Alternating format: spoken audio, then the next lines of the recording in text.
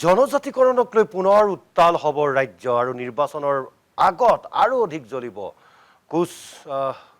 ৰাজবংশীয়ে এতিয়া ৰাজ্য চৰকাৰক সেই সকিয়নি দিছে ২৬ৰ নিৰ্বাচনৰ পূৰ্বেই জনজাতিকৰণৰ দাবী জনাইছে কোচ ৰাজবংশী ছাত্ৰ সন্থাই কৰিছে এই দাবী তামুলপুৰত সংবাদমেলযোগে দাবী সংগঠনটো আন জনজাতিৰ অধিকাৰ খৰ্ব কৰি জনজাতিকৰণ বিচৰা নাই কিন্তু ভূমিপুত্ৰ হিচাপে জনজাতিকৰণৰ মৰ্যাদা লাভ কৰিবই লাগিব জনজাতিকৰণৰ ললিপপ গ্ৰহণ নকৰে কোচ ৰাজবংশী বুলি কৈছে এছটি ভেলি নহয় এছটি প্লেইন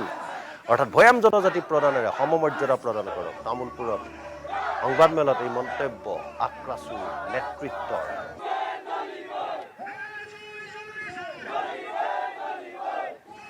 আমি কাৰো অধিকাৰ খৰ্ব কৰি আমি জনজাতিকৰণ বিচৰা নাই আমাৰ প্ৰাপ্য অধিকাৰ আছে আমি ভূমিপুত্ৰ হিচাপে আমি কোচ ৰাজবংশীসকলে জনজাতিকৰণ পাব লাগে আৰু জনজাতিকৰণৰ ক্ষেত্ৰত অসম চৰকাৰ বা কেন্দ্ৰীয় চৰকাৰ যদি সদিচ্ছা থাকে কাৰো বাধাৰ প্ৰতি লক্ষ্য কৰি তেখেতসকলে আমাৰ জনজাতিকৰণ প্ৰক্ৰিয়াটো বন্ধ কৰিব নোৱাৰে ইতিমধ্যে আপোনালোকে পৰিলক্ষিত হৈছে যে কাৰ বিৰুদ্ধে অসমৰ লাখ লাখ জনগণ ওলাই আহিছিল ৫জন লোক শ্বহীদ হৈছে তাৰ পিছতে কিন্তু অসম চৰকাৰে কা বলবৎ কৰিলে গতিকে সদিচ্ছা যদি কোচ ৰাজবংশীসকলৰ প্ৰতি যদি সহানুভূতি আছে কোচ ৰাজবংশীসকলক যদি জনজাতিকৰণৰ মৰ্যাদা প্ৰদান কৰাত অসম চৰকাৰৰ সদিচ্ছা আছে নিশ্চিতভাৱে কাৰোবাৰ বাধা নেওচি হলেও আমাৰ কোচ ৰাজবংশীসকলক জনজাতিকৰণ প্ৰদান কৰিব পাৰিব অসম চৰকাৰৰ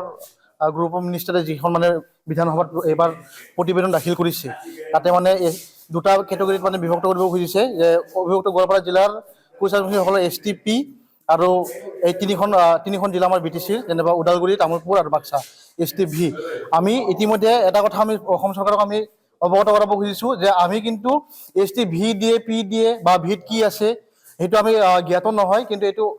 অতি সোনকালে আমাক জ্ঞাত কৰাব লাগিব যে STVত কি আছে আৰু আমাৰ তাতে সুবিধা কি থাকিব বা আমাৰ তাতে মৰ্যাদা কি থাকিব আৰু সেইটো জনাব লাগে আৰু অন্যথা আৰু এটা কথা যাতে ২০২৬ চনৰ বিধানসভা ইলেকশ্যনৰ পূৰ্বেই আমাৰ কোচ ৰাজবংশী জনগোষ্ঠীক আপোনালোকে জনজাতিকৰণ কৰিব লাগিব তাতে STP হয় না STV হয় আমি সেইটো নাজানো কিন্তু জনজাতিকৰণৰ মৰ্যাদা আমাক দিবই লাগিব অন্যথা বিজেপি চৰকাৰক আমি ইয়াৰ পৰা হুকেই দিব খুজিছোঁ আজি যে আপোনালোকে কিন্তু ২০২৬ চনত বিধানসভা নিৰ্বাচনত আপোনালোকে জয়ী হ'ব নোৱাৰিব এইটো আমি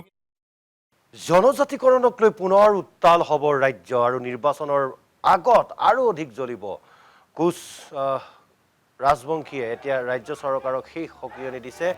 ২৬ৰ নিৰ্বাচনৰ পূৰ্বেই জনজাতিকৰণৰ দাবী জনাইছে কোচ ৰাজবংশী ছাত্ৰ সন্থাই কৰিছে এই দাবী তামুলপুৰত সংবাদমেলযোগে দাবী সংগঠনটো আন জনজাতিৰ অধিকাৰ খৰ্ব কৰি জনজাতিকৰণ বিচৰা নাই কিন্তু ভূমিপুত্ৰ হিচাপে জনজাতিকৰণৰ মৰ্যাদা লাভ কৰিবই লাগিব জনজাতিকৰণৰ ললিপপ গ্ৰহণ নকৰে কোচ ৰাজবংশী বুলি কৈছে এছটি ভেলি নহয় এছটি প্লেইন অৰ্থাৎ ভয়াম জনজাতি প্ৰদানেৰে সমমৰ্যাদা প্ৰদান কৰক তামুলপুৰত সংবাদমেলত এই মন্তব্য আক্ৰাসুৰ নেতৃত্বৰ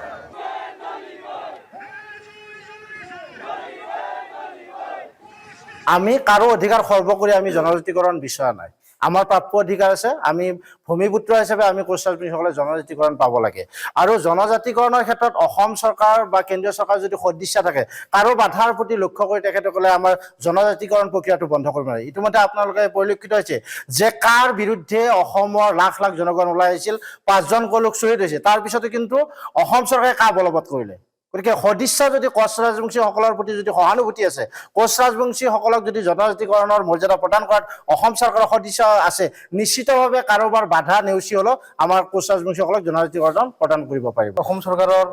গ্ৰুপ অফ মিনিষ্টাৰে যিখন মানে বিধানসভাত এইবাৰ প্ৰতিবেদন দাখিল কৰিছে তাতে মানে দুটা কেটেগৰীত মানে বিভক্ত কৰিব খুজিছে যে অবিভক্ত গোৱালপাৰা জিলাৰ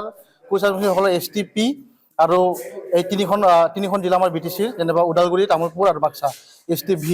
আমি ইতিমধ্যে এটা কথা আমি অসম চৰকাৰক আমি অৱগত কৰাব খুজিছোঁ যে আমি কিন্তু STV দিয়ে P দিয়ে বা ভিত কি আছে সেইটো আমি জ্ঞাত নহয় কিন্তু এইটো অতি সোনকালে আমাক জ্ঞাত কৰাব লাগিব যে STVত কি আছে আৰু আমাৰ তাতে সুবিধা কি থাকিব বা আমাৰ তাতে মৰ্যাদা কি থাকিব আৰু সেইটো জনাব লাগে আৰু অন্যথা আৰু এটা কথা যাতে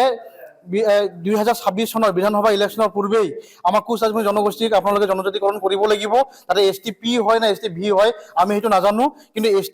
জনজাতিকৰণৰ মৰ্যাদা আমাক দিবই লাগিব অন্যথা বিজেপি চৰকাৰক আমি ইয়াৰ পৰা হুকেই দিব খুজিছোঁ আজি যে আপোনালোকে কিন্তু ২০২৬ চনত বিধানসভা নিৰ্বাচনত আপোনালোকে জয়ী হ'ব নোৱাৰিব এইটো আমি